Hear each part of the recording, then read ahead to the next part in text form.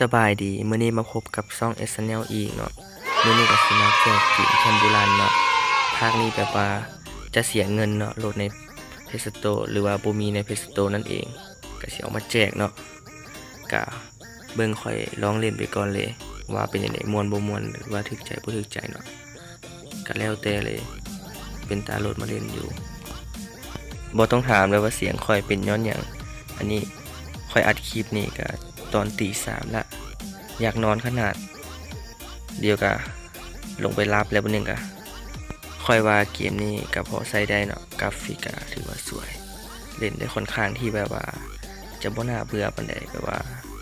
ได้แบบว่าจังได๋คนที่แบบว่าจังได๋สมองไวนิดนึงเล่นเกมนี้มันจะแบบว่าลบกิจสิ่งกีดขวางที่แบบว่ามันจะมาแบบว่าที่เฮาบ่ฮู้ตัวหันนะเว้าเสียงดังหลายบ่ได้ตอนนี้มันดึกแล้วเดี๋ยวถึกด่าบ่นึง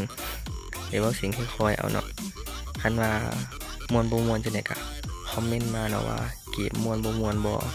เป็นตาเล่นบ่หรือว่าบ่เป็นตาเล่นก็คอมเมนต์มาได้เนาะครับก็ประมาณนี้เนาะอันนี้ค่อยเว้าก็เดี๋ยวนี้ก็เบิ่งค่อยเล่นไปเลยเดี๋ยวนี้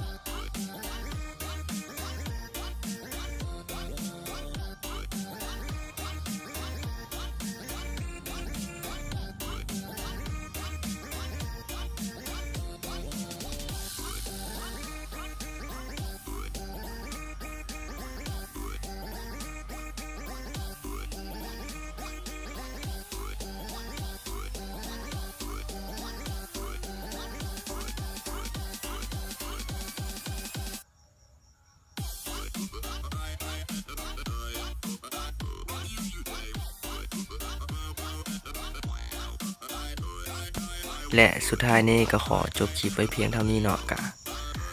ขอลาทุกคนไปก่อนก็เกมเป็นตาเล่นหรือบ่เล่นจะได้ก็คอมเมนต์กันมาเนาะอยากให้เฮ็ดหยังเกี่ยวกับหยังก็คอมเมนต์กันมาคันเฮ็ดได้ก็สิเฮ็ดให้เนาะ